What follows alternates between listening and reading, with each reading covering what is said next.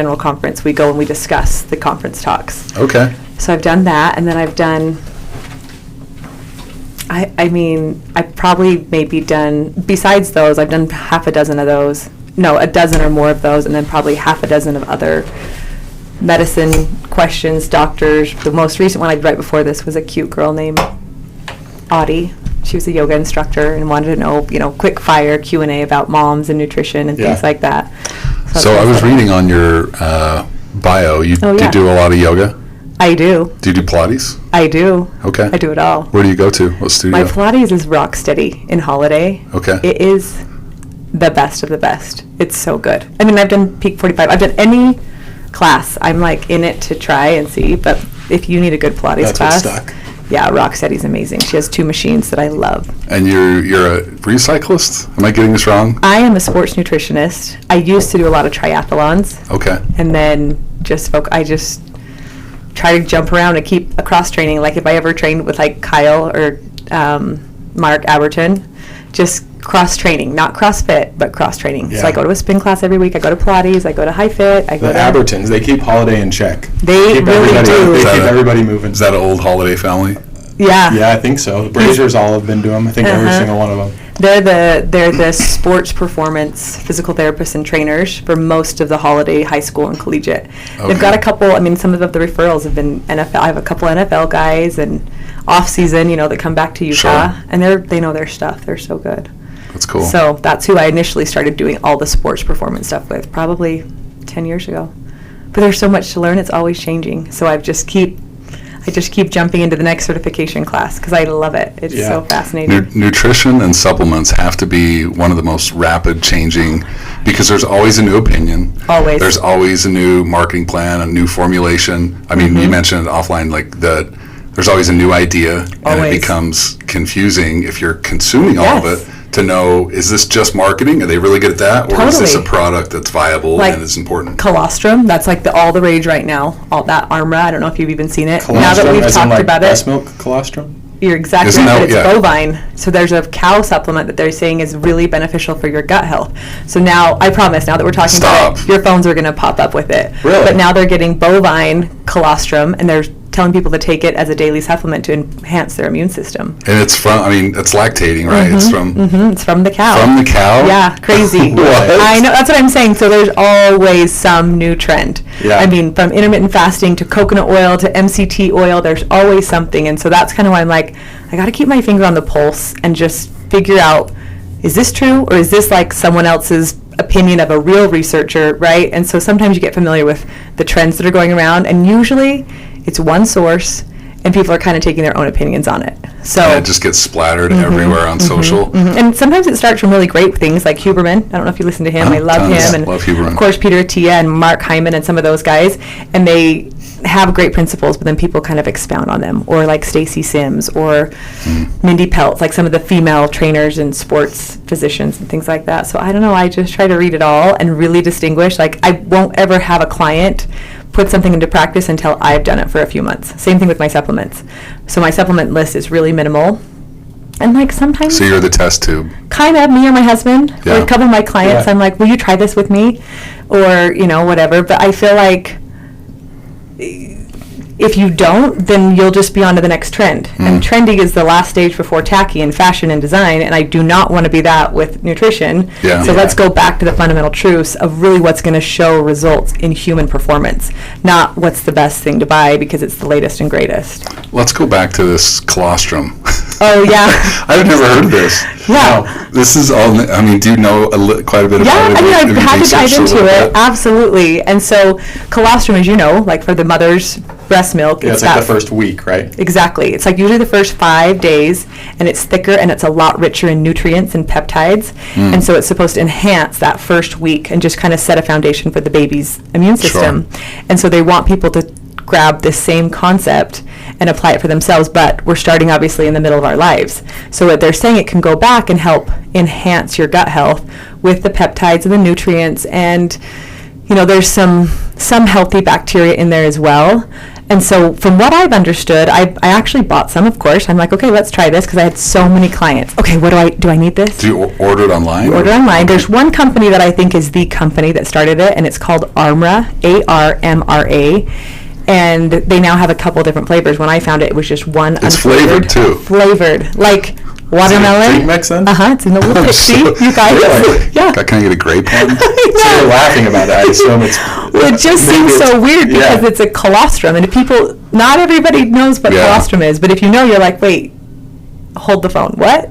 Yeah. So, but I've seen a lot of success and from a handful of people, like, you know how like in the summertime people do humanitarian expeditions?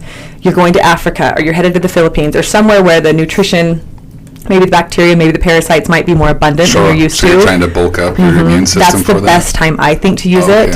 I've seen results happen really positively, but just using it in like maybe a 6 to 8 week initial stage, I don't know that it's something you need to keep going on forever and ever and ever. Yeah. So, but they have shown a lot of improvements in people's enhancements. And like there was probably a group of maybe 25 or 30 of one that I talked to and asked her every single day. I'm like, so you all took it, and not one of them, they went to Africa, Mozambique, and some other parts, not one of them came home with any kind of stomach bug or issue. Really? Or like, you know, running to the bathroom all the time. So is that, do you term that a prebiotic? Or is it would probably more in the category of a probiotic. Okay, for gut health, to kind of allow you to, so you don't get giardia or you don't get these different things. Yeah. Is there, I don't even know about colostrum, but is there a human growth hormone in there? Is it protein rich? You know, it has a little bit of protein in it, not a ton. There are peptides, and so it's mostly just a really nutrient dense form of a probiotic that enhances, and because of the properties of the dairy, of the bovine, it just enhances the collagen production, the way the gut, what's the right holds word? Itself together. Yeah, just kind of, it sustains it, it strengthens it. So my daughter's leaving for the Philippines, and I'm like, let's try it. I don't think you need it every day, but you have nothing to lose. Yeah. So she's been on it for 3 weeks, and I'm like, notice anything different? And she's like, I don't think so. But again, this is one of those maybe it's newer, like armoring it up. That's what I'm Maybe you don't hoping. notice a big difference, but And it I will think prevent. that's why they call it Armra. Yeah. I was like, okay. Yeah. If someone didn't take that, we're just diving right into some crazy stuff here. If someone was going to go overseas, or maybe someone's going to go on a mission, right, to somewhere where you know they're notoriously going to get sick, if they didn't take that, what would they take in an environment like that? Or what would you recommend to build that up? If you weren't going to go colostrum, the tried and true route is for sure a probiotic. I love probiotic foods, first and foremost. Okay. There's 3 probiotic foods that contain for the most part, the full spectrum of any probiotic found in a food. So it's called the trilogy, if you want to get fancy. It's kombucha, which I'm sure you guys have had before. Kefir, a fermented milk. Have you heard of that? My wife loves it. Brianne is going to love this podcast. She's going to eat it up. Yeah. Kombucha, for sure. Yeah, for sure. Kefir? Kefir. Okay. Mm-hmm. It's like a mix between milk and yogurt. It's gross. Exactly. I think I've heard Brianne talk about that. If you like yogurt, then you usually have no problem with it. But it's like a milky... But like Greek yogurt. Like it's pretty... Yeah, it's not like sugary. I mean, you can make it sugary. Definitely not a Yoplait. But you can add, like, my kids at home, we love to add like a banana and a little bit of Truvia or like some kind of sweetener, and you blend it up, and it's literally like a banana drinkable yogurt. Okay. I had a client once empty out all the little Dannon drinkable yogurts, pour them down the sink, and fill them with kefir, and then put the lids on them, and for her kids to grab out of the fridge. You have no idea. So it does taste pretty similar to a yogurt. But there's that, and then there's also just like a cultured vegetable. So kimchi, sauerkraut. Oh, yeah. Those 3 foods contain probably over 90 to 100 different strains of good, healthy gut bacteria. And so gut strength isn't from like CFUs. You know, if you go buy a supplement from the grocery store, you're like, oh, buy this, it's got 50 billion CFUs. We'll flip it over, and it might only have 2 or 3 different kinds of gut bacteria, right? Or healthy bacteria. It might have a lot of quantity, but the real strength in gut microbiome health comes in a variety of different strains. So kefir, homemade kefir, can have anywhere from 30 to 60. Kombucha's probably got anywhere from 8 to 15, and then cultured vegetables, same, maybe 10 to 15, and they're all different. Yeah. So that's why they say get a little bit of each of those, and you don't need a lot. Like kefir, it's maybe half a cup a day, you know, every couple days. Kombucha, everyone drinks the whole bottle. You only need a quarter cup. Cultured vegetables is even less. You only need 2 tablespoons. So it's pretty easy to throw kimchi, into like into a taco or some kind of, grilled barbecue meat or something. So that's usually the place I would start with, is a probiotic food. Okay. And then if you can't do a food, it's not for everybody, and it might be like just one thing you can't handle, then there's plenty of supplements too. But again, supplements might only have 5 at the most, maybe 7 different strains of a bacteria. So I'm like, well, try rotating them. Like if you're going to buy one and you like it, you'll know, your stomach will talk to you. You'll start to see some changes, and there's usually a detoxing period that comes because not everybody has a strong gut.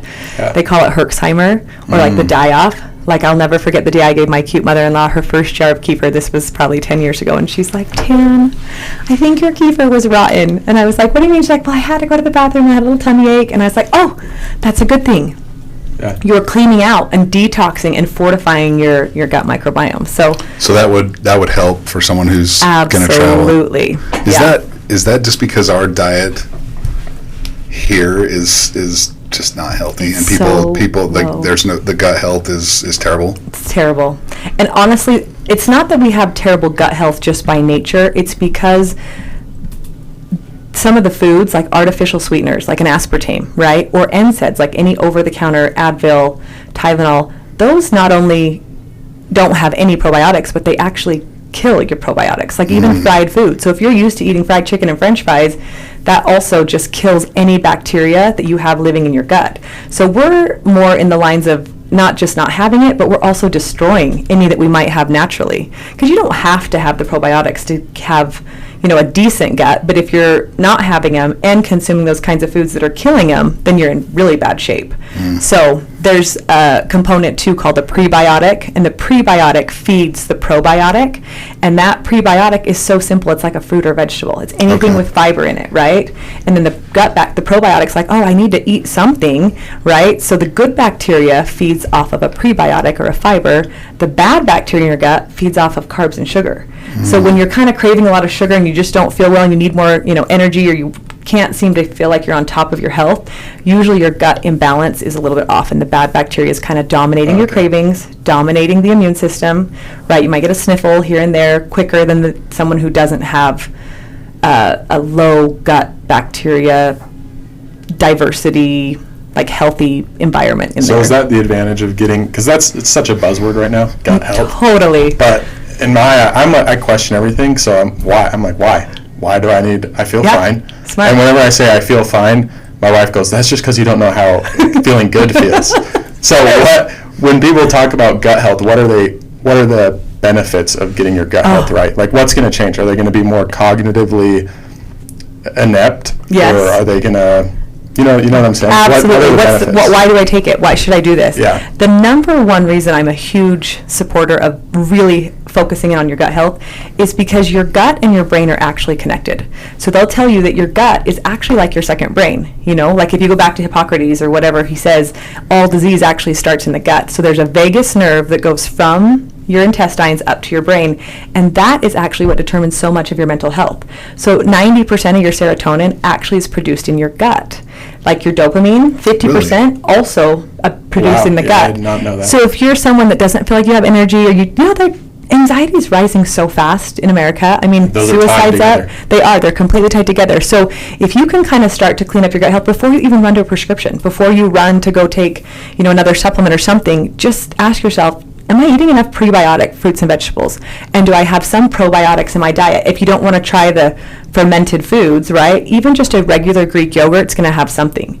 Even like if you have a garden, sometimes you can pull like a carrot out of the ground and just wipe it off. Those are microbiotics that are living in the earth that are on that fruit and vegetable. So it doesn't have to be like a complicated process. You can get really advanced, or if you have like an illness, like a lot of people that have Crohn's or IBS or severe acne, a lot of that also is related to the gut. So then you want to then seek out those probiotic foods to kind of help correct. But for regular maintenance and just improved energy and really mental clarity, I think is one of the greatest benefits of a good, healthy gut microbiome. I mean, nowadays, I think everybody runs for a caffeine drink at some point in the day, right? Yeah. I mean, and it's just by habit, right? It's just by nature. But sometimes we have that energy slump, and it's like, well, it's maybe because our gut bacteria could probably be enhanced a little bit, so you have the natural energy that comes from food as fuel. It can be used in your digestion, in your stomach, and output better energy for your body and your performance. That's interesting you say that, because I think for those people who are listening, Yeah. I think people would pay so much money to have two things. Number one is clarity of thought, cognitive ability, and number two would be energy. Totally. And from everything you just said for the last several minutes, how long would it take if someone decides, okay, I'm going to change my eating habits, I'm going to learn about this, I'm going to really focus on my gut health, because that's what we've been talking about. So let's dwell on that for a second. How long would it take someone with a marginal diet, I'm not even going to say terrible, to really focus on their gut health and start to feel those benefits? Would it be weeks? Would it be months? Would it be days? Honestly, I bet within a week you would start to tell a difference. Within 2 or 3 days, you'll see it or feel it like within your bowels. You'll be like, oh, something's happening, something's moving around. Long term, they can say it can take about 6 months to completely reverse your gut bacteria, because it's a slow process. But anything really worth getting is kind of that slow grind, right? But you will start to see changes as quick as 3 or 4 days physically. Mental clarity, I bet you'll start to see things as quick as a month, especially if you stay consistent. It's not every day, because these probiotics are transient bacteria, which means they ebb and flow, so they kind of grow and they shrink based off of how much fuel or prebiotic they have. So if you're consuming probiotics and some prebiotics on top of that, you can keep a pretty steady rate of probiotics in your gut. Little by little, they'll turn over. And so within a month, you could, instead of craving like the Takis and maybe like an energy drink, you'll go to the grocery store and you won't necessarily crave broccoli, but you'll be like, gosh, I haven't had broccoli or asparagus for a couple weeks. It won't look terrible. Yeah. Exactly. And then you're like, oh, my body is kind of telling me naturally what I need, because my gut bacteria is actually starting to thrive and pick up and be like, this is what I want. And the big problem lies is when people don't have any gut bacteria, and because your bacteria in your gut needs to feed off of something, it actually starts to eat the lining of your intestines. Oh, wow. And that's what causes leaky gut, IBS, Ulcers. all of these internal digestive problems that people want to fix and correct, like anything from, any gut disorder, right? And so you're like, gosh, just add a little bit. It doesn't have to be this whole lifestyle or nutrition change, just grabbing a little bit of kombucha, right? A little bit of yogurt. How many ounces? Because that's an easy thing for someone to do tomorrow morning. A quarter cup. Quarter cup. Okay, and that's all you need each morning. Honestly, every 2 or 3 days. Just take a couple swigs on your way out the door. Exactly. Well, when I'm having my lunch, and you kind of finish up, like I need one more, something kind of sweet. Kombucha's that's a good an idea. Acquired taste. It's kind of tangy. But when you have your food and your lunch, you've got probably some kind of greens, hopefully, some kind of fruit or vegetable in a salad, a sandwich, anything you're eating, ideally. And then it will have a little bit of food in there. So you can pick it up this afternoon and just start today, just changing your gut bacteria little by little. And then go to colostrum. And then if you're brave, we can go to colostrum. Then move on. I have a question for you. As we started prepping to have you come in, I'm interested in how you answer this. What do you think the number one, I'm going to say problem, but I'm going to say misconception with food is with athletes and in our country right now? Oh, I love this question. Honestly, it's going to be very simple, but I think that people think that all calories are created equal, and they really are not. Especially some women or athletes or whoever is trying to refuel, actually for anyone, they're like, oh, I'll look at this hamburger, and it might have 350 calories, right? Like, oh, that's fine, I'll just eat it. But that actually is completely different inside your body than if you were to have 300 calories of lean protein, vegetables, an apple or whatever it is. And so as people are trying to get healthier or maybe look at diet, we've got to forget about the calories and focus on the macros. Calories are not created equal. Like a healthy fat in an avocado is so different than a fat from a donut. But if you're a macro counter, which I'm sure people, I love macro counting. I do it. I have lots of athletes that do it, but they're not the same. So people will save up, and fats are totally created different. Carbs are totally created different. Proteins for the most part are the same, but proteins are so awesome because, like for example, if let me think the best way to explain this. Like if you were to get 10 calories in protein for your body, it would almost go into the negative and not even count, because protein's so good for your body, you don't even have to worry about counting it as a calorie, because your muscles just absorb it and use it and help, protein synthesis and regenerate and get stronger. So like if I have a protein shake sometimes in the morning, I would never even think like, oh, I got to count those calories, right? I got the protein, my body loves it. And so I think as we're trying to work on our health, stop reading calories and start looking at fat, carbs. Fiber's big. Fiber's not a macronutrient, but fiber can help reduce the carb load in somebody's body if they're, wanting a cookie or a piece of cake or something like that. So I think one of the biggest misconceptions is that we think that calories are created equal, and they're not. You can have 1,000 calories of junk food and 1,000 calories of health food and completely transform the longevity of your life. That resonates with me because years ago, probably 2006, so 18 years ago, I did a really intense regimen where I was really watching when I eat this. I did this for about 4 or 5 months, and the amount of food that I had to consume was very clean. We're talking like boiled chicken, like very clean and very regimented. And the amount of food that I had to eat to get 22 to 2,400 calories was so much more than I would have anticipated. Totally. Do you know what I mean? So and true. My body would consume it and digest it quickly. And so, I'm assuming that my metabolism just sped up, and I was training at the time, but compared to, like you said, a donut or just some cheap stuff from the center of the grocery store, was not near the amount of food. It was just calorie dense, just garbage, junk calories. But when you start to eat healthy, it tends to get a little more expensive, to find the right stuff. True. More time consuming for sure. Yeah. That's an interesting answer. How do you teach people, or how do you get them over that and like convince them that, hey, calories are different. Like each calorie is different. We always start out first. I like to always first start with, what are you already doing, right? Let's find if you're already eating something great, like if you're having a salad every day, let's keep that. So I always say start with what you're already doing, because nobody wants to completely change their lifestyle or their diet. And then let's find the good things. And then one meal at a time, let's see if we can swap out something else. So if you're usually someone that gets up in the morning and has like cereal for breakfast, and maybe like a muffin, I'm like, let's just start with swapping out and maybe having an apple and your muffin, right? And then from there, let's go from an apple to a protein shake instead of a cereal muffin. So little by little, just adding in more color is really one of the simplest ways. Like if you're someone that goes to grab a bag of chips at the snack, like as a snack, maybe even a bag of pretzels or whatever it is, I'm like, first, if you want the pretzels, fine. First, grab a handful of carrots and then have the pretzels. So the second you tell your mind you can't have anything, like if I was like, okay, you can't have any ice cream ever again, that's all your brain wants to think about is the ice cream. And then you might exercise discipline to a certain degree, and then you just cave, and then you binge, and then you feel, and it's so much worse. And then you feel so bad, and you're like, oh, I'll never do it. And then people fall off. So it's always the small, tiny 1% better, the incremental steps.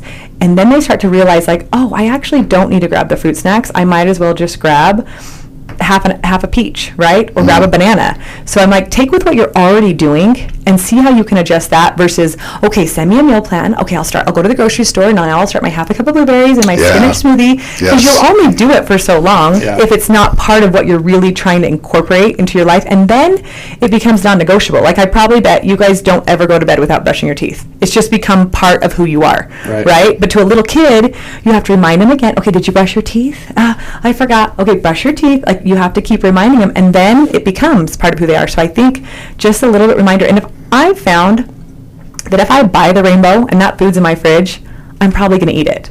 So I'll buy like little boxes of blackberries or blueberries, and I'll stack them up. I'll get like maybe 3 for the week. And sure, I kind of want nachos tonight, or maybe a little chips and salsa, but I'm like, oh, I'm going to eat those blackberries first. And then I usually have less nachos than I was going to have originally if I went for those first. So it can start small. Talk about the rainbow. You just mentioned it, and I want you to can we marinate on it for a second? Absolutely. What is that? Because even in your bio, and I've heard it mentioned before, but talk to us about what the rainbow is. So I love all the food grown on the earth. And if you think about all of the foods that you can pull out of the garden, off of a tree, off of a bush, every single one of them has a vibrant color with it, right? And each one of those colors contains some amazing vitamin, nutrient, polyphenol, really rich nutrients that can literally transform your health. Like broccoli, not exaggerating, can literally prevent cancer, right? Orange foods, like if you have an orange, like squash or oranges themselves, clementines, right? Orange peppers, they help your reproductive system. They help some of your organs. Green foods, like all sorts of green foods, are really good for your cardiovascular health. Blues are my favorite. Blueberries, blackberries, grapes, eggplants, those are really good for cognition. So if you go through, I have a chart, I'll send it to you. It's awesome. And if any of your followers, maybe we can put on a PDF or something. Yeah. But it's really awesome because I love to talk about these colors of health. So every day I try to just tell my little kids and my clients too, I'm like, eat the rainbow. And the food, people want to know, well, what's the healthiest fruit or vegetable? Like, okay, well, what should I go for the most? And I'm like, well, in a textbook, it's probably going to be maybe spinach and blueberries, right? They do have tons of really great properties. But for you, the fruit or vegetable you need is probably the one you eat the least of. Mm-hmm. So if you haven't had a kiwi for a while, grab a kiwi, grab a yellow pepper. Those are things that aren't usually as like apples and bananas and oranges. And in that, picking a different color of the rainbow, there's more diversity that comes. It's like getting a multivitamin, right, at the grocery store. Sure. And it's kind of the same way with your gut bacteria, to kind of tie that back into too. The more diverse, different strains of gut bacteria, the healthier the microbiome. The more different colors of the rainbow you consume in your day, the healthier your brain and your body start to function. And your body can really absorb those nutrients really well and kind of know, and then again, you can kind of pay attention to some of your cravings, and you'll start to see each one of those benefits really shine through. It won't happen overnight, right? Might not even happen in a week. But if you look back 6 months later, you're like, gosh, I really do feel like my heart, like I can run better because I've had spinach in my smoothie or whatever it is, you know? So I love this concept of eating the rainbow. Like, just try to get a little bit of color. And white. Not Fruit Loops. Not that rainbow or Skittles. The rainbow. Skittles and Fruit Loops. I love blueberries, so that's easy. Yes, it's so easy. My wife will bring home blueberries, and I'll just eat them by the handful. I love blueberries. That's probably why you're so smart. It's true, right? It's really helpful. What role, and this is old knowledge that's somewhere back in my head, the enzymes that you have to help break down food. I remember a friend of mine who wasn't a nutritionist, but he's involved, talking about how your body will use all its enzymes. Mm-hmm. And with this Western diet and a lot of carbs and breaking down breads and cereals, is there any truth to that, or is that an old wives' tale that I'm remembering from years ago? No, it actually is true. So all of our digestive systems contain these digestive enzymes. One thing to remember is that as we age, we lose digestive enzymes. So something like, I don't know if you remember when you were in college, like I remember very clearly, I could eat an entire pizza at 11 o'clock at night from $5 Pizza, down by the U, and I was fine. I'm glad you did that. Because you don't look like you did that. Like back in the day, you're like, I have no money, what can I eat off of? Right? What can I eat, right? But you could go to bed and wake up and you'd be fine. But now, in my mid-40s, if I did that, I wouldn't sleep, I'd be tossing and turning. So I've lost some of those digestive enzymes. So we lose them as we age. But the foods that we eat that are fermented contain added digestive enzymes. So for example, let's take sourdough bread versus like a white bread, right? Because the sourdough has been fermented, what the fermentation actually does is it breaks it down for you. It already pre-digests that bread, so then when you go to eat it, it already is like, oh, I can do this way easier. Whereas just a regular white bread, right, has not been fermented, so your body needs more digestive enzymes to try to break that down, and so it's a little bit harder for your body, let alone white bread's not my favorite anyways, especially if it's from the store, but just to compare like kind of an apples to apples type of a thing. So fermented food already is kind of broken down and digested a little bit more, and that's why your body also loves it, because it can absorb it better. Okay. So like almonds, for example, I'm sure you guys all love a raw almond, right? That's one of the greatest snacks. If you soak your almonds, maybe just overnight in a bowl, like I get at Costco, grab a bag of raw almonds, dump them into a bowl, 24 hours, or just the next morning, you'll see there's a bunch of like brown, yucky stuff around the water. Their almonds are healthy, but what we've done is we've just stripped the phytic acid and we've enhanced the body's ability to digest it better. Because sometimes wheat and bread and things like that are foods that are harder to digest. You need more enzymes. It's mostly because they have like this phytic acid that's covering it. So it's an anti-nutrient. So when your body eats it, it can't digest it because that phytic acid's in the way. So to kind of strip it, help it break it down, your body then gets 100% of the benefit of an almond versus maybe 45 or 50% of the almond benefit, if you had, as opposed to not having sprout or soaked it. Okay. So things like that kind of help. You can buy digestive enzymes, but it's true, they do help Like, you know. Does your body only have a certain number of enzymes, and once you've smoked them, they're gone?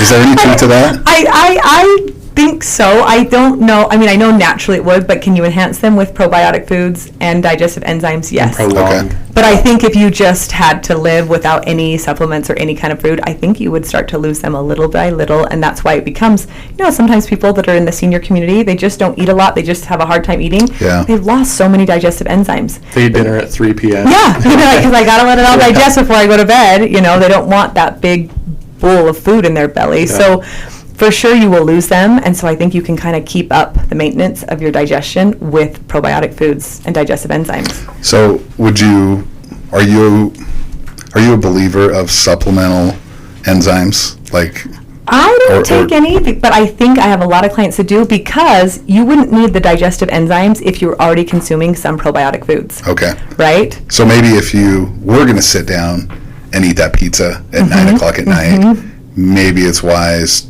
to throw in an enzyme or two with that to help digest it. Or honestly, this is the beauty of caring for our bodies in like a consistent way, little by little every day, because on the weekends there are times where my husband will bring home the pie at like 9:30 and I'm like, what were you thinking? Okay, sure, we'll have some, right? But then I'll eat it and I won't even worry about it, because I already feel like my gut bacteria is fortified and healthy, that I don't need to consume those digestive enzymes. But someone that's working their way up, or people that are really sensitive to gluten or dairy, they're really beneficial for them too, until they can learn to help cultivate a better gut microbiome. Yeah. So there's definitely a time and a place for them for sure. Just kind of depending on where you're at in your gut health and how severe your digestion actually is, how many problems. We're talking a ton about gut health, which I love. Can you, and I want to sit in this a little bit longer, talk about that mental connection between your gut and not just finding the energy, but the mental clarity. Are there studies that prove that? Is there science that backs that up, or is it just a fact that everybody knows? No, there are a ton of studies, and I have been reading those. I mean, gut health is pretty new. Like, I think it really started to maybe 20 years now. So every day they're still studying and finding new gut bacteria. Like, even just probably 10 years ago now, there's this new probiotic called the spore probiotic that some people are like, wait, what? A spore? You think of mold, right? Like, that grows on bread or something on the counter, like a fast reproducing bacteria that's not good for you. But they just recently discovered there's a spore probiotic that they're putting in to help cultivate and reinforce your gut environment a little better to help it stay strong. So as far as studies go to prove the mental clarity, they're constantly coming out with new ones.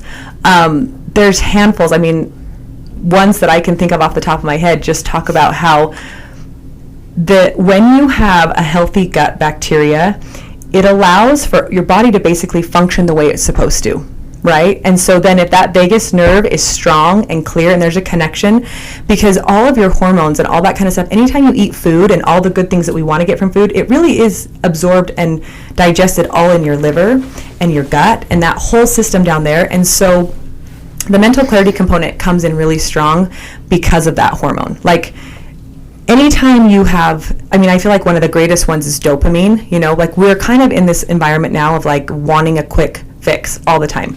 We're so used to those dopamine hits coming in nonstop from our phone, from a quick food that we eat, like a gas station, right? Anytime you get something pleasurable, that's that dopamine drop. So we tend to lean towards trying to get that dopamine faster. But when you actually understand that real dopamine comes in a little bit more of a sequential pattern, and you learn to let it happen in a rhythm and a pattern from real sources of nutrition, light, from like being outside, right, and letting the hormones function the way they're supposed to, it allows for that channel to be clear. And that's really what the problem is. It's not that what's happening is when we don't eat properly, the channel gets clogged up. It gets cluttered. The water gets muddy. The water gets muddy. And so allowing, and actually, like, it's not even being perfect in it. It's just kind of recentering yourself a little bit, maybe every day. Coming back to something really good every day keeps that channel running clear so that you do have the vitality and the energy. And the thing that's so fascinating about it is you'll start to see it a little by little, but it's not just like you hit a point and you've maxed out.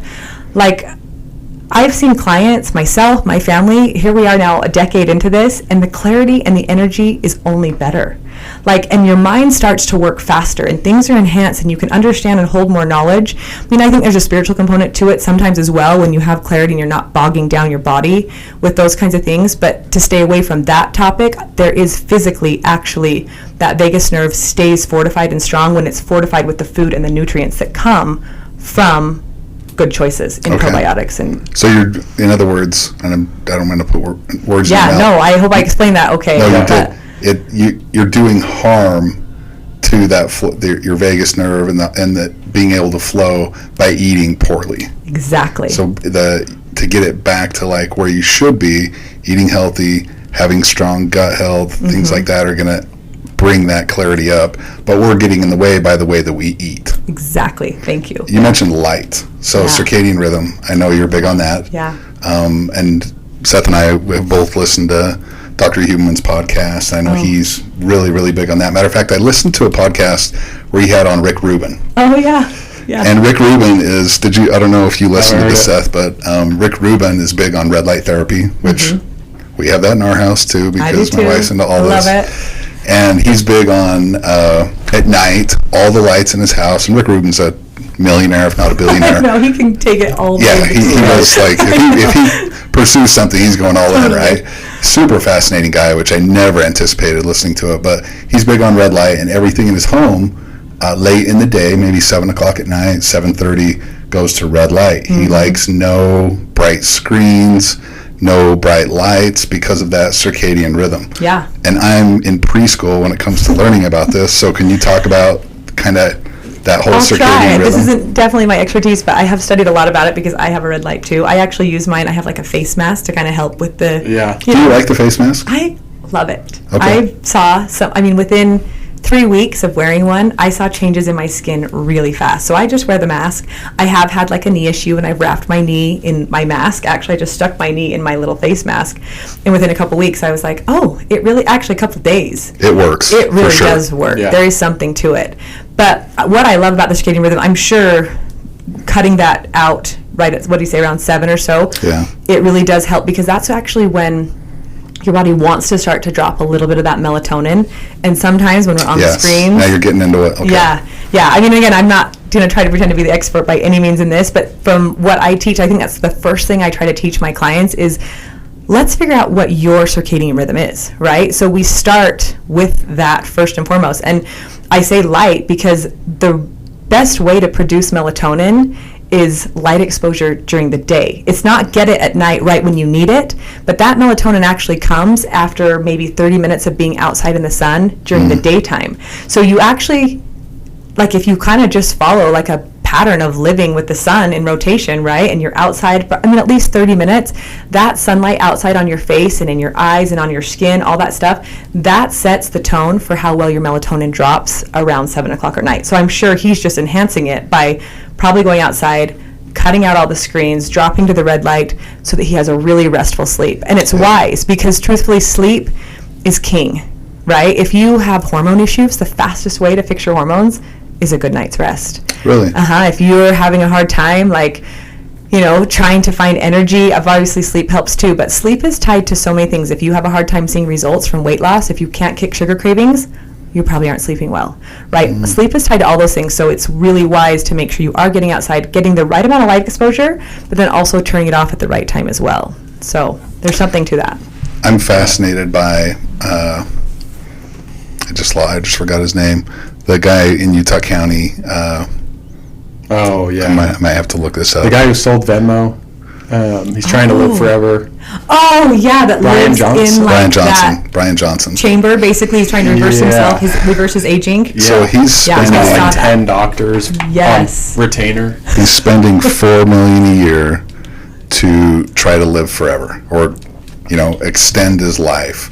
And I've been following him or watching him now for a handful of months, and it's really, people think he's crazy and he's a kook. It's actually really fascinating. I agree. Is he over the top? For sure. But some of the things that he talks about is really, really interesting. And he goes to bed at 8 o'clock. sleep is probably his number one thing. So when you said sleep, instantly an image of Brian Johnson popped in my head, because he is all about sleep. He said that is the number one thing that humans are lacking, is circadian rhythm and getting proper quality sleep.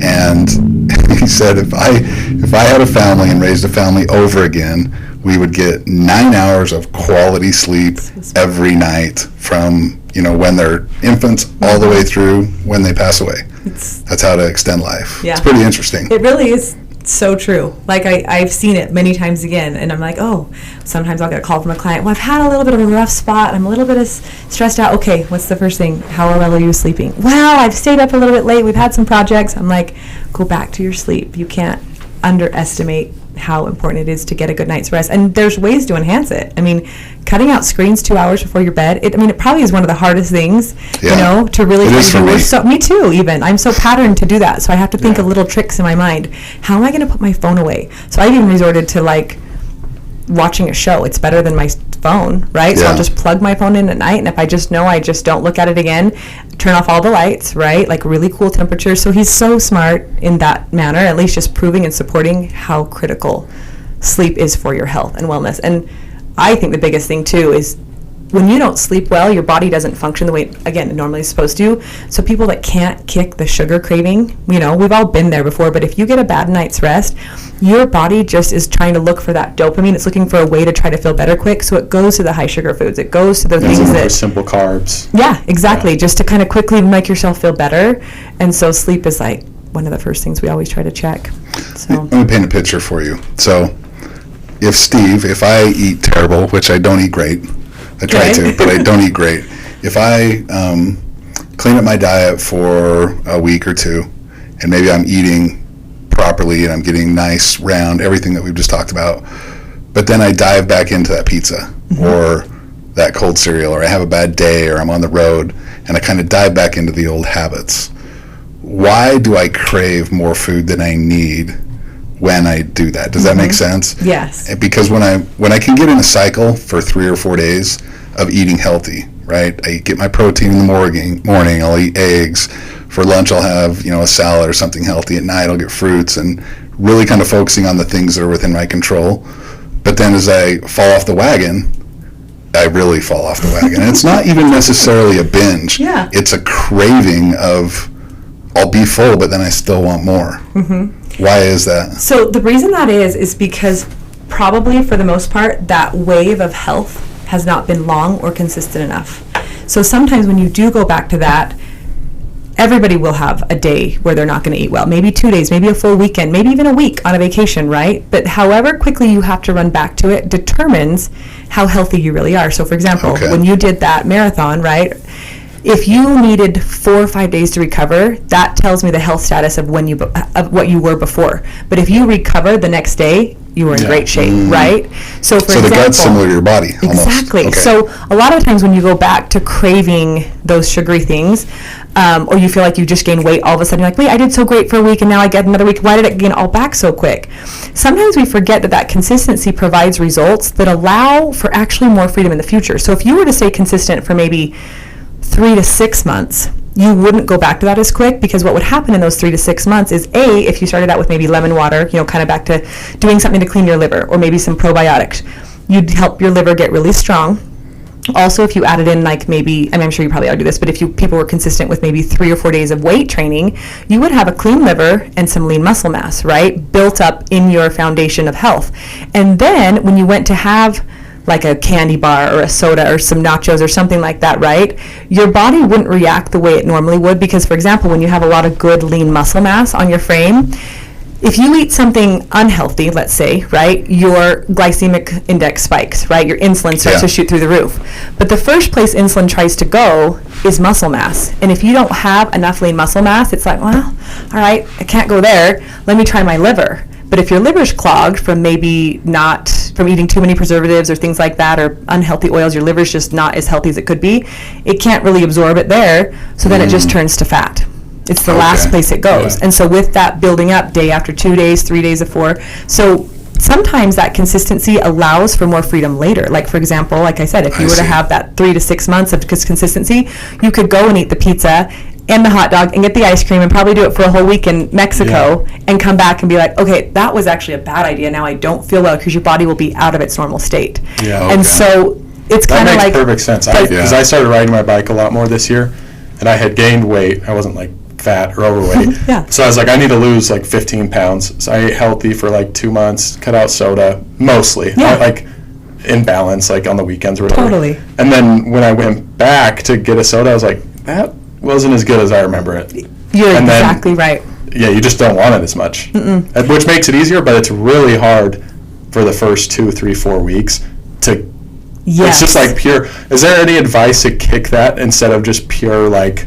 Discipline, because it's really hard to just straight discipline, like just get because then all you're thinking about is, oh, I want that Coke, I want that Coke, I want that Coke. Just get on those Ozempic, we should cover that. What are your thoughts on? We'll get there. What are your thoughts on Ozempic? Oh yeah, no. Well, do you want me should I answer your other question first? We'll answer that first, and then we'll go to the more. So if I had to have someone help someone try to say, hey, it doesn't have to be just an all or nothing approach. I think that's what causes that yo-yo. Why you're on and why you're off, why you're good, why you're bad, whatever it is you want to call it, it's because they go all in too far. Like you started this with saying just replace, sorry, I didn't mean to cut you off. Thank you, you're exactly right. Just adding in some things there and there. Sorry. It's exactly what it is. And then when you start that way, it becomes part of your lifestyle. So it's not an on or off, it's just who Seth is, right? It's just exactly what you do. And then when you're contrary to that, then you can feel it. You're like, I don't even need that Diet Dr. Pepper. Like, it was once so gratifying to me, right? But now it's not even the same. It doesn't even taste good. You actually realize the caramel color is causing cancer, the fake sugars are actually killing your gut bacteria, and then you realize what's happening physically to your body. Your body can tell you exactly what it wants if you're in tune with it. And that's what I think I love about this advanced nutrition. Like, I have clients that come back, or those that are even just starting that want to learn more, they catch the fire. Then you start to pay attention to how your body reacts, and you're like, oh my gosh, now I get it. Because it is not about an on or off. I think that's the worst way to look at it, because every diet works and every diet fails. So it's not about the diet, which one do I pick? Am I on paleo? Am I on Atkins? Am I on keto? Whatever it is. Sure, they're all going to give you results, but is it giving you a foundation of consistency for the rest of your life?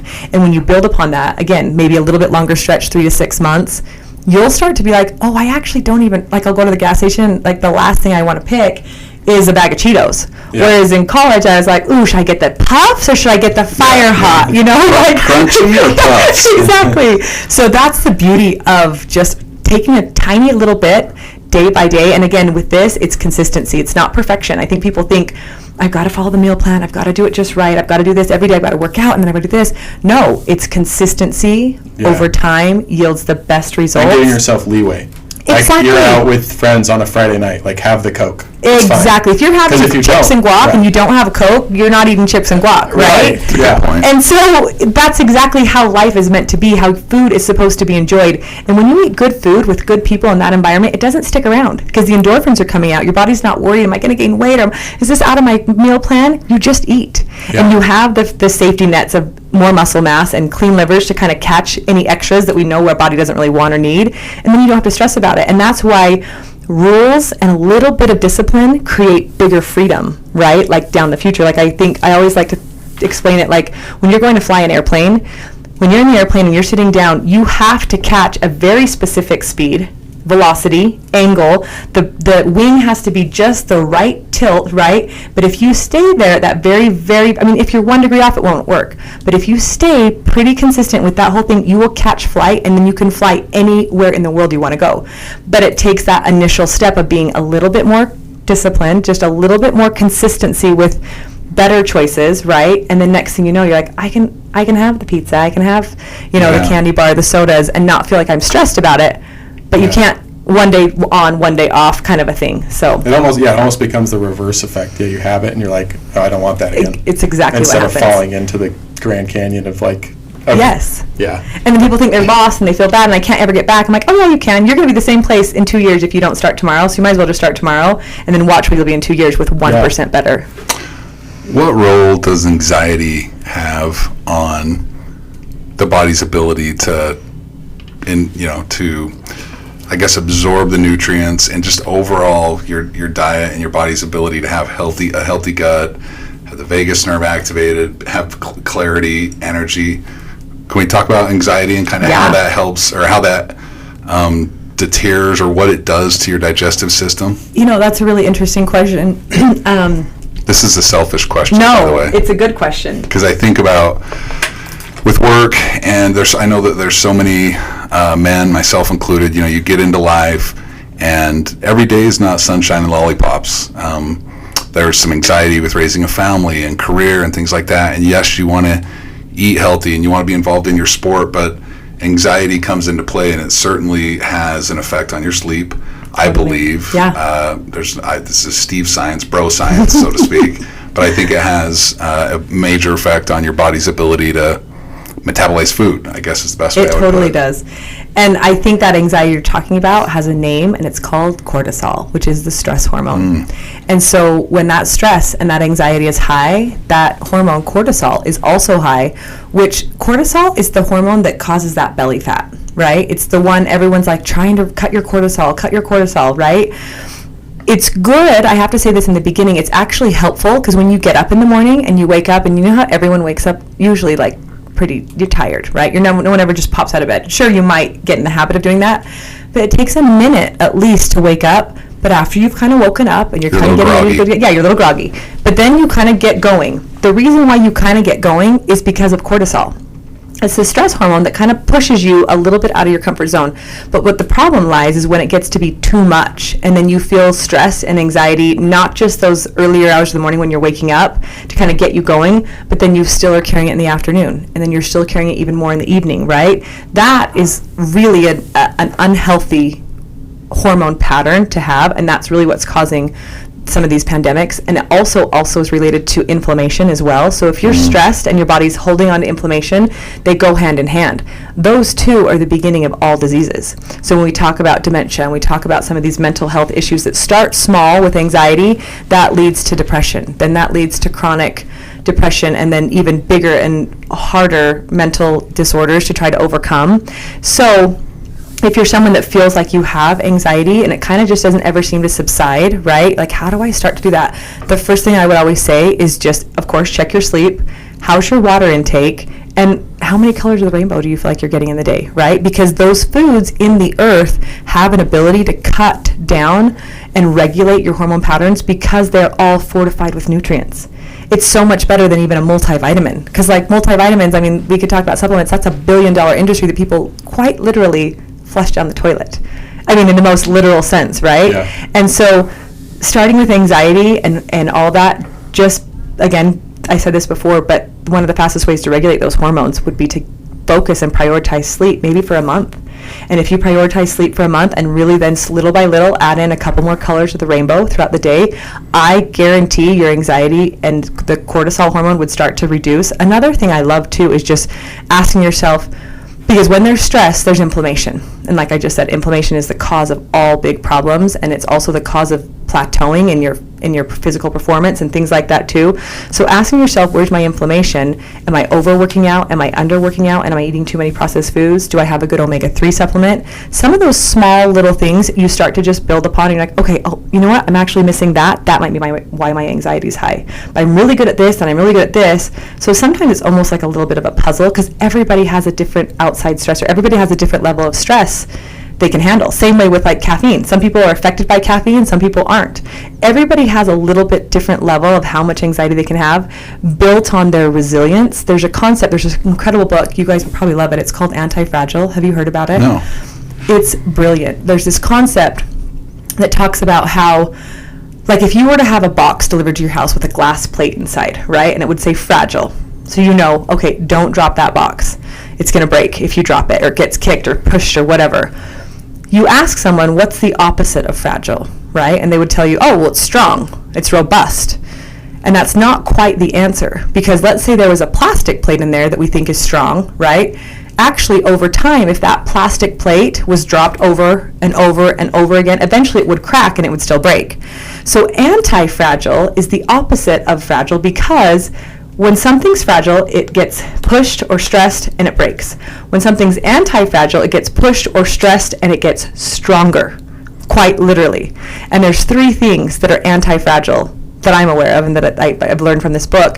And that is, 1, your muscles, right? Think about that. When you lift weights and you are stressing and pulling and pushing, they get stronger with the pressure.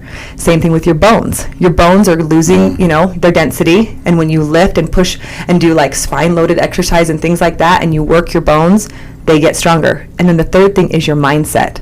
So when your mindset has some of that outside pressure and stress, if you can reframe your mindset to be like, is this tearing me down? Or is this is it a fixed mindset or is it a growth mindset? And so also sometimes just reframing, is this anxiety? Like, can I really get through this? Like, will I be able to push through? What's the solution? How can I grow through this? Then that builds and gives you experience to accomplish the next round of anxiety with even faster recovery, with even faster ability to see things differently. And so I just love thinking about how, of course, it's related to sports and fitness and athletics, but also our mental state too can have an anxiety type of a symptom that we can take a second, okay, how am I sleeping? How am I eating? How's this going? And then also, why am I feeling anxiety? Like, can I overcome this? And how can I? Sometimes anxiety also is really, really intense because we're overloaded on caffeine. Caffeine actually, people think it gives them energy, but what caffeine does is it actually just kind of blocks their tired receptors so they don't quite know and feel fatigue, which then means you never actually have a minute to be calm, to feel like I can just be present in my fatigue. You're like, oh, the second you start to feel tired, you're kind of like, oh, I'll hurry and get my caffeine. I was addicted to caffeine for almost 2 years, and I just know the cycle. But when I go to caffeine, I never actually take a minute to resolve why I'm tired, or like if I have something super stressful or I have a lot going on, I take caffeine to kind of just push through, but then the next day it's still stressful. The next day it's still stressful because I've never actually dealt with what's causing the stress, whether it's emotional, whether it's financial, whether it's anything related, right? Anything in your life. So sometimes taking a step and cutting back, because caffeine also can just build up. It's really taxing on your adrenals. It causes that fight or flight, right, to come out. And when you do it synthetically over time, your adrenals like, am I ever going to get a break of this fight? I'm either fighting or I'm running. Like, am I ever going to calm down? And so sometimes I'm like, if there's a day where you don't have to have the caffeine, be present in your fatigue. Just close your eyes. Be like, hey, I got to go home for 10 minutes. I'm just going to rest. Or tonight's not the night for me. I just need to calm down. And then your mind settles, and then you learn how to get over that anxiety by actually dealing with it in the moment versus just pushing it off to the next day. And then it leads again to that chronic, acute anxiety leads to chronic, and then it leads to big time. Yeah. And the next thing you know, you're like in depression and you don't know why. And we're still grabbing, our caffeine for the day and things like that. That's just one component too, just something that popped into my mind. I don't know, there's lots of reasons. I hope I answered your question. I'm rambled there for a minute. That was beautiful. Anyways. What you just said was beautiful, because I saw myself in a lot of that description at certain times in my life. Yeah. Does that make sense? Like I've lived, and I think a lot of people that would hear what you just said for the last 3 or 4 minutes, that resonates with them. Because we are a society that consumes a lot of caffeine. And now, this is what I thought when you were talking. If someone has a death in their life, I've kind of been the guy to not go to them and say, dude, everything's going to be okay. Because it's not. It sucks. When you lose someone that's close to you, family member or friend, it's hard. And you should just sit in that emotion and be allowed to mourn for however long it takes. Absolutely. A week, a month, a year. It's not going to be better tomorrow. It just hurts a little worse. Or, hurts a little less as time goes on, but it always hurts. Always. And I thought when you said, hey, if you don't need the caffeine, just allow yourself to kind of sit in it. And I've lived that where I've tried to get off it a little bit. And you're right, like you do kind of come back down and are forced to look at things in your life in a weird way. Yeah, it's hard to explain. There is, again, another spiritual component to that. I think they're tied closely without even us realizing how tied they are. And that's a key component of health too. There's 4 areas of health that we have to always check. Mental, right? Emotional, social, and then we've got the physical part that we also have to check, of course, lifting weights. We also have an intellectual part, like how are we learning? Are we continuing to use our brain and simulate? And then we have the spiritual side. So they all go to health. Like you can't ever isolate your physical health. You can't ever isolate your mental and emotional health. You can't isolate your intellectual health. They all are webbed together, right? So rather than try to attack one at a time and just all or nothing in it, little by little, consistent areas. I always tell my clients, hopefully I have, tried to have everybody do this, but like if you're going to work on these usually nutrition goals when we're meeting together, I want you to pick something else in the other 3 areas. Maybe you're going to start a new hobby. Maybe you're going to pick up a new podcast series. We can recommend a great one, can't we? Right? Something else that will also keep that balance in check so you can develop and acquire health as a whole, not just in one isolated area. And it will last longer, and it will become, again, part of our lifestyle, part of who we are and what we've developed into. It's a beautiful way of looking at it. Instead of just saying, hey, we're going to get surgical with this one area in your life, I want to switch gears a little bit and talk specifically about sports performance. Because we know you, Seth knows you from working with him years ago, and I know you work with athletes, not exclusively, but you work with a ton of athletes, high-level athletes. So if we switch gears, do all these same principles apply to those athletes, but you structure it differently? Or if someone's, a level 9.5 and you're trying to get them to a 9.8, or in their eyes they want to be a 10, what approach do you take with those high-level athletes in sports performance? Oh, I love that question. Sports performance is my favorite. First off, I have to say the biggest distinction between a typical client and an advanced elite athlete client is the level of discipline the advanced athlete already has. That's probably the biggest thing that separates them the most. Meaning they understand themselves and their body? Meaning they already have a level of discipline that they've acquired to allow them to already be an elite athlete, to get to where they are. And 9 times out of 10, my elite athletes also have great grades. You had great grades, right? Like, they also do really well in school. They're smart. They know how to just structure their lives a little bit. So that's the first thing right off the bat. And that's really why I love working with athletes, because it's not a babysitting game. And I don't mind working. I mean, I ran the weight loss clinic at St. Mark's for a very, very brief time. My dad is a physician over there, and that was the hardest part for me because I was more emotionally invested in their weight loss than they were. And I was like, wait, don't you want to care? Whereas the athletes already care, and sometimes people just need to learn how to care. Like we talked about, learn how to know your body. So that, first off the bat, is the biggest distinction. But the methods, for the most part, are the same. Which I love, and that's why I feel like it's so easy to become a master in some of these methods. And once you learn to get one, whether you're an athlete or whether you go back 5 years later, they're all still going to be the same foundational truths. And those truths don't change, which is so great about any stage of health that you're in your life. But I think if there's an athlete that really wants to peak, or any person, a regular person that wants to really peak in their health, one thing to remember is that there's this pyramid of health. So the bottom are the basic foundational truths. And then as you rise up each level of pyramid, it gets more and more narrow, right, at the top. And at the top is where you actually have, as if you were to think about arrows pointing up to the top of the pyramid, I would write on the side of those arrows, diminishing importance. Meaning that the higher and higher you get up to the peak of that, they're diminishing importance because the results are just so small. Minuscule. But the things are harder to do. And the things are harder to do. So if you're trying to shave off 5 seconds on your time, those diminishing important things are really important to you because you're already pretty much at the top of the pyramid. But someone that's coming at a basic level of nutrition, for them to worry about timing their protein with their fat and their supplement, it's very diminished in importance to them, and so it just kind of depends on where they fall on the level pyramid. Okay, good. I hope I can explain that. That makes total sense. Okay. Peter Attia talks about it, like he was wearing AirPods in a video or something. Yeah. And all the comments were just blasting him for like, you shouldn't be wearing those because of all the EMFs and blah, blah, blah. He's like, you're sitting on the couch probably eating Papa John's right now. Like, fix that first, because that's going to have a bigger impact on your health than not wearing AirPods. I promise you that. That is so true. Yeah. And people are always like, what's the best supplement to take? Okay, should I take this or this? And I'm like, well, first you should ask yourself, can you do 20 push-ups? You know what I mean? Yes. I'm like, yeah, you can buy the most expensive supplement, but let's take a look at a couple other factors Start first. working out, getting 30 minutes of sunlight, drinking a liter of water. Exactly. The simple things. Yeah. Do you find that everybody responds to different diet plans, different macros, different? I've read about like where your ancestors came from. Like if you're from Scotland, then a certain diet will fit you better. If you're from South America, more fats, more carbs, more protein. Do you know anything about that? A little tiny bit. And what I will tell you that I do know is that actually what's more important is not your ancestors, but your current culture. So if you live in a culture where the food you have to buy at the grocery store is only X, Y, and Z, that's going to affect you way more than the genetics that you're carrying from your great-grandpa. And so Yes, of course, genetics always play a role. But really, I've had someone explain, I wish I could remember who it was, but they said genetics is like holding a loaded gun. You might have it, the bullet in the chamber, but it's up to you and your lifestyle, which is really what pulls the trigger. So just because you have those genetics doesn't mean you're naturally just going to be like that, right?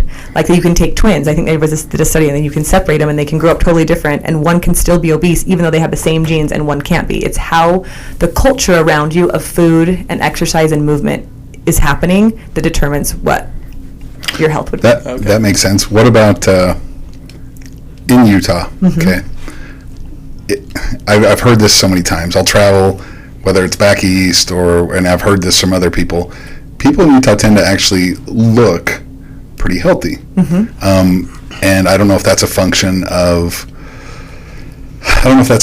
they're active here, or they're more cognizant of how they're perceived, maybe a mixture of those two things. Like there's Chris Williamson has a podcast. His assistant is from Park City, and so he's been out here several times, and he said the women are so beautiful in Utah, and he kind of went off about it, like to the point like, dude, okay, we get it, time to chill out. But it's true. We'll travel, back east, the Midwest, and people really tend to take care of themselves here. And I don't know if it's nutrition, I don't know if it's activity, I don't know if it's perception.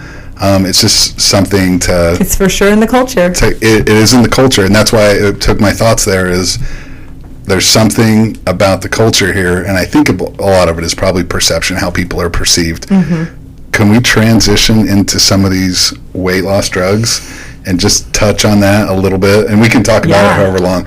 Like you've got Mounjaro, you've got Ozempic, and I've heard studies that by 2026, the majority of Americans will have either tried it or currently be on it. I know. What are your thoughts? Isn't that crazy? I always have told myself in my position publicly, I was like, don't share too much. I don't ever want to offend anyone. So, but I've decided over the last years that I think I'm just going to share what I know. I'm not a doctor. I can't prescribe anything. Obviously, I'm not professionally trained to give any advice in any way. But I have watched and seen, I have a handful of clients currently on it, friends also that I know that are on it.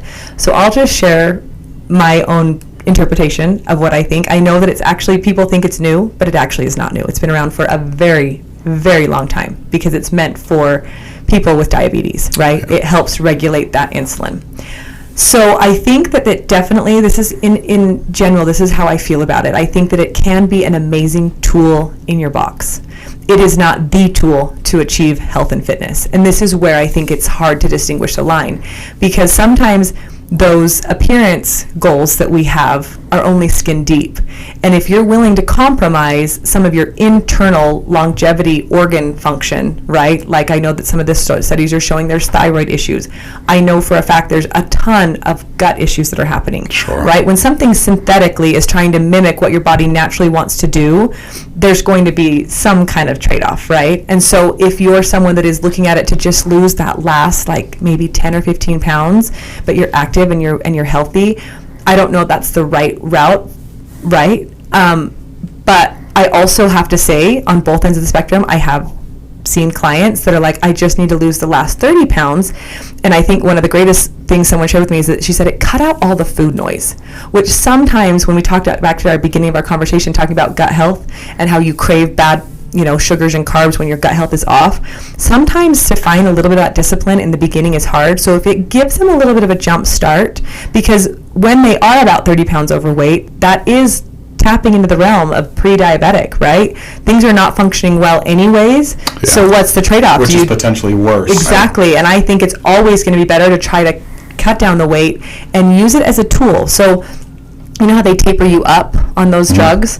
I always say plan to taper right back down, but as you taper down the drugs, taper back up your weight training. Weight training is the key to it's the fountain of youth. Again, we talked about how it creates a sponge basically for your insulin.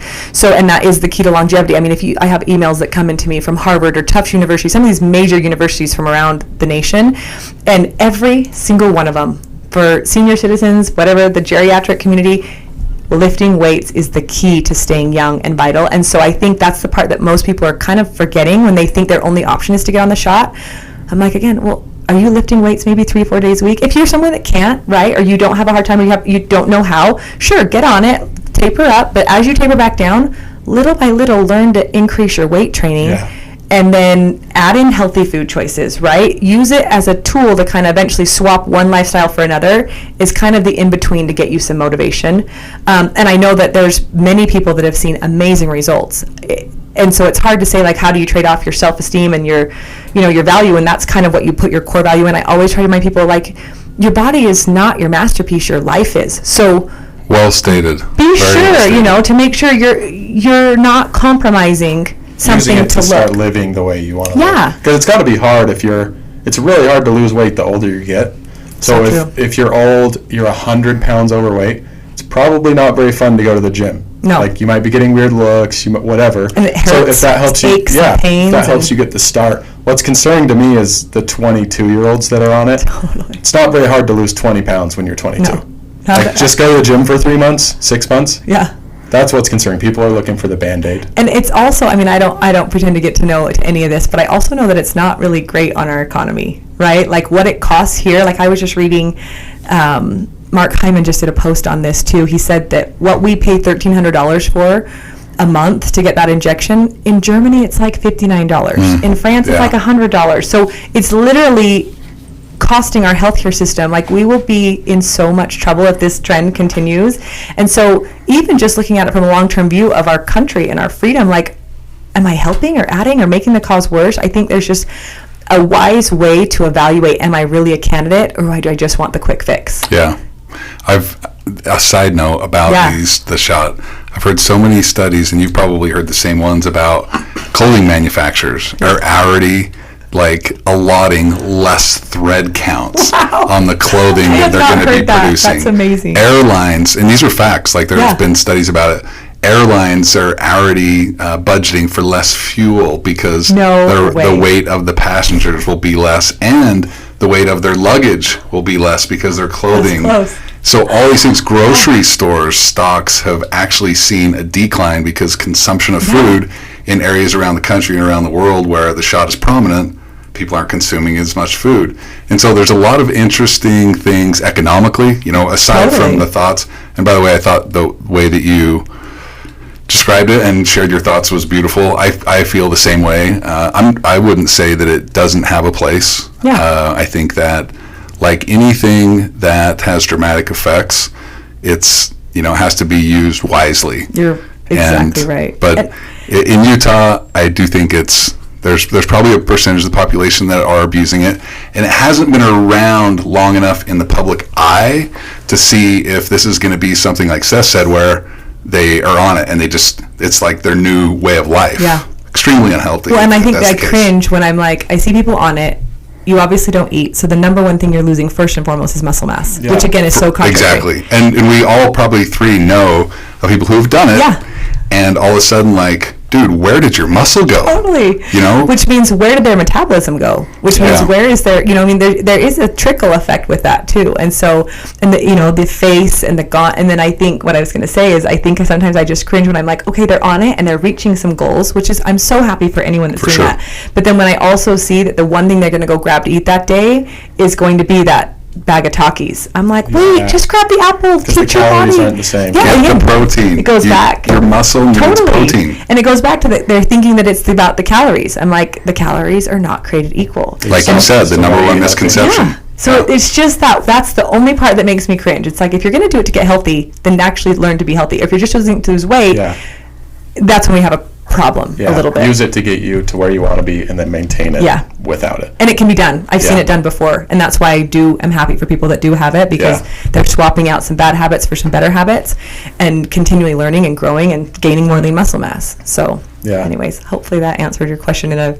Yeah, I think it's a hot topic. I should probably correct myself. It's not easy to lose 20 pounds in 3 months. That was an incorrect statement, so people don't get mad at me. But maybe a year you can lose 20 pounds, so don't go for the quick fix. You can do it yourself. You're exactly right. It is hard, and Seth and I have talked about this offline.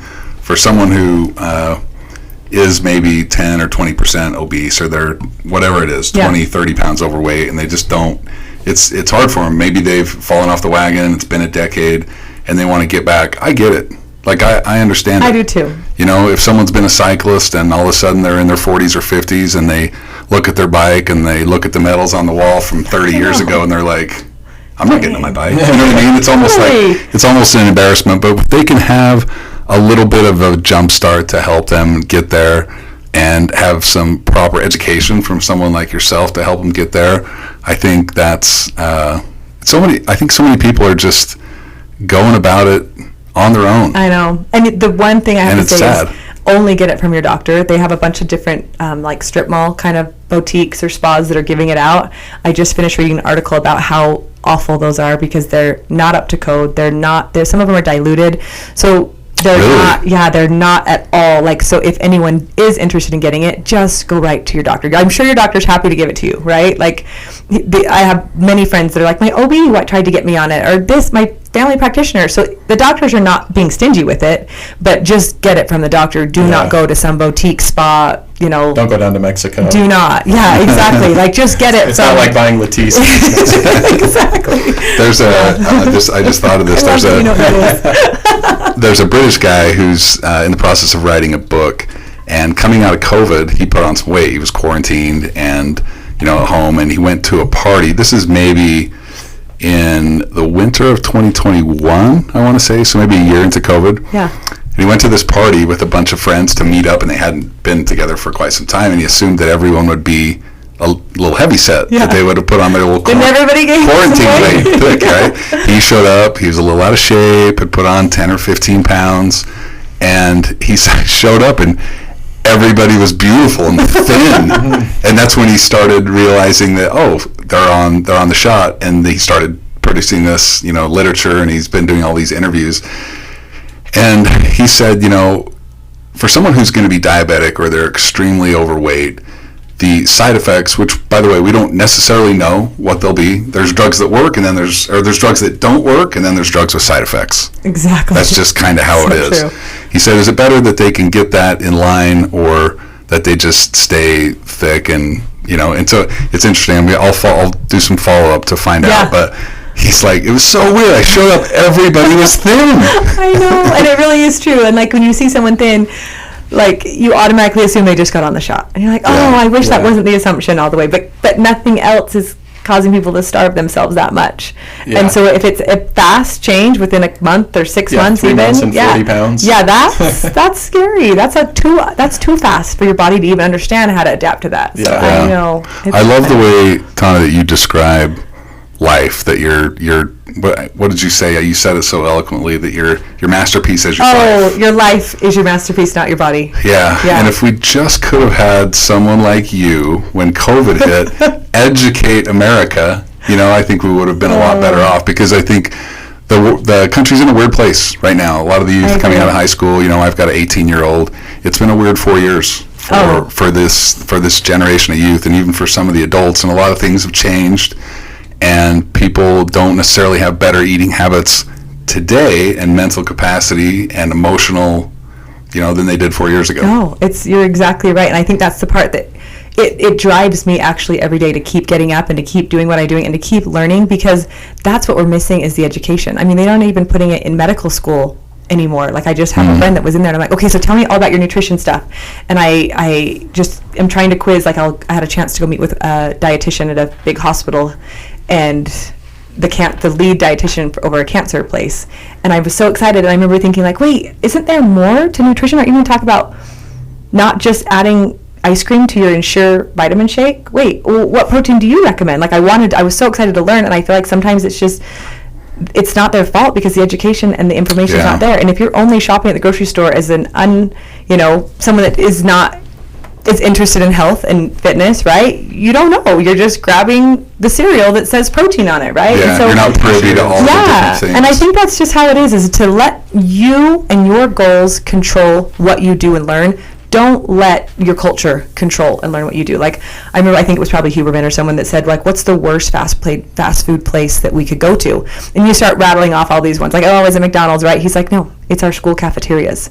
So it's those kinds of things where I'm like, okay, if parents can know, like, let's just pack an apple in your kid's lunch. And little by little, a kid's not going to like an apple the first time you put it in his lunch. We have to remember that, like, if you're not into it initially, it takes about 15 times to be exposed to a food before you actually learn to like it. Everything's an acquired taste. So just a little bit of practice, a little bit of consistency, day by day, just finding a place where will you meet your health that day? That was just something that was in my mind this last couple weeks. Where today am I going to meet it? Am I going to meet it outside with my face in the sun? I don't have to exercise every day, right? Or am I going to eat it picking an apple instead of a bag of chips? Little by little, when we live it, and then we live it in front of our kids or our neighbors or our community or a friend, it can start to influence the way someone else sees health or their life, right? That it's not based off of their appearance or anything like that. And so I think that's one of the things that drives me the most, is just like telling people it's not an all or nothing. Just a tiny little bit, something every day will make a big difference. So it's one of my favorite things to talk about. Yeah, exactly. Just start somewhere. Yeah. Start what's interesting to you. I know you're extremely busy, and we talked beforehand. You're involved with Brigham Young University, and what's the group again? Oh, yes. Okay, so there is a mental health company called Ampellis, and I love working with them. They are the ones in charge of the BYU athletic department. Yes. And that mental health component, and they do such a great job. I think it's called, I hope I don't say it wrong. If I do, sorry guys. It's the Royal Blue. Okay. But it's a huge, big push for this connection of mental health and how it really does impact our society. And I get to come in and work and share, and we create nutrition programs to kind of help guide people every age, right, that has any kind of anxiety in their life, because it's pretty common. I mean, I don't know that there's many people, even from, like, I have a 17-year-old, and I always am like watching, how's your anxiety level? Even my 12-year-old sometimes experiences it. And how do you know what's an appropriate level? How do you know when to intervene? How do you know when it's gone too far? And so I am so grateful for this company, because they are really on top of it and really trying to reach a broader audience. So it's been really fun to kind of connect up with them recently. And how long have you been involved with them for? Probably since the beginning of the year. Okay. Yeah. How do people connect with you? Oh, I try to do an Instagram account, because I know it's kind of, if you don't have one, then you don't exist. So I have an Instagram account. It's live.right.nutrition. And then I try to do one tip a week. That's kind of my goal. I won't be super great at, like, entertaining everybody, but I'm like, if I can just give one tip a week, sometimes obviously they're always in the nutrition world, but sometimes they're a little bit more mental, to, like, stay with consistency and stay with those things. But I try to, just share something a week, and maybe every 10 days or something. But it's... Say that again. What's the handle? So it's live.right.nutrition. My company is Live Right Nutrition. I know my wife follows you. Yeah. And then your website for your... is liverightnutrition.com? .org. Yes. Okay. Yes, that's it. Awesome. And then we start to do through Ampellis, I'm starting to offer these nutrition classes. We just ran our first pilot one, and it was a huge success. We're so excited about it. So starting in the fall, we're going to be offering these classes all online via Zoom, and they're a 6-course workshop. And it's been my life's work, actually. The last 10 years of all my study and research, we've created a really beautiful program that has a workbook and an app. And so, because I was having a hard time, if the client wants to come in, I'm like, oh, can you wait 6 months? I just felt bad, because when I work with someone, I really want to work with them. I don't just want to filter them through, because that's how they see the most success.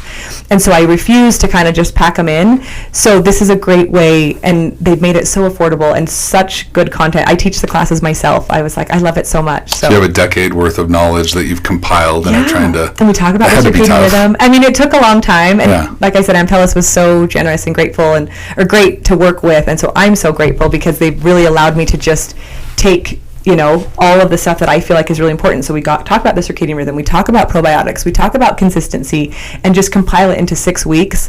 And we've even had some great feedback already. It just ended last week, so that's awesome. It's awesome. Yeah, people need somewhere to turn. Let's leave people. Can you give 3 things that people can change tomorrow after listening to this? I would say find a place to grab a fruit or vegetable in the day. Just look at your day. Like, if you go to a restaurant and they have veggies on the side, I take every opportunity to eat a fruit or vegetable. If I'm going to get the chicken parmesan at the restaurant, I'm like, bring me a side of broccoli first, right? Like, that's one of the first things, is just find a place where you can have a fruit or vegetable. Start with 1, end up with 5 to 7. Next thing you know, you just love it. It becomes like a fun little game. That's the first thing I'd say. The second thing I would say would probably be to just work on your sleep and get a good relationship with your phone. I mean, phones are amazing. I love my phone. It controls and helps me stay organized, but you can overdo it. And so remember, you're in charge. not your phone. Yeah. You control your phone. You can stay control with that. And then, I mean, I think the last thing is so simple, you guys, but it really makes all the difference, is just drink your water every morning. Back to that circadian rhythm. You get up in the morning. You told me that. Yes, it is still one of my number one things, because you wake up in the morning, starting in the middle of the night, your body's starting to eliminate. It kind of goes through this detox like around 2 or 3 in the morning. So you wake up with like the crusty eye boogers, right? And the kind of chalky mouth and the oily hair. If you just guzzle, I always like to say anywhere from 8's the minimum, but 12 to 20 ounces of water, your body starts to eliminate and it enhances. Right when you wake up? Right when you wake up. It makes a big difference. I feel more awake after drinking a glass of water in the morning than drinking a Monster in the morning. Absolutely. 100%. And with hydration in your body, when you do eat those colors of the rainbow, the hydration is what allows for those colors to be pulled out of the food and pushed into your bloodstream, basically. So you can eat really healthy and be dehydrated and not see as quick of results. So water is really critical to pair with eating the rainbow and getting good night's rest and staying off our phone, I think. So I drink AG1 every morning. Is that bad? No, okay. I drink it too. I love it. I actually think Seth's not a believer in it anymore. I tried to give him some. I did it for like 3 months. It's actually I didn't notice a difference. Yeah, I did, but you're probably healthier than I am. When you probably have more digestive enzymes. For me, it's a no-brainer. And it's not even necessarily digestion. It's actually mental clarity after. Absolutely. Like, if I stop, I'll notice within a week to 10 days, something's a little off. You know what I mean? It's like, so that's the first thing I drink when I wake up. Then you know it's good for you. Yeah. Like, it might not be for everyone, but that's what I say about probiotics. I'm like, if you feel a difference, it's working for you. Everybody's a little bit different. So, of course, the methods will be the same, but you can tell pretty quick, like, when something's working for you or not. Yeah, because it's sample size 101. Like, some things work for one person, they don't work for another, like you mentioned earlier. Yeah, that's so true. So I want to thank you so much for spending time with us. I really enjoyed it. Thank you so much. This has been great. great time. Thank you. Awesome. Oh, thank you. That was awesome. Yeah, I hope I articulated things okay. Oh, amazing. Yeah. Oh man, that was fun. Yeah, time flies when you're having fun, right? Actually got hot in here. My wife she loves talking about Oh my gosh, I felt like I was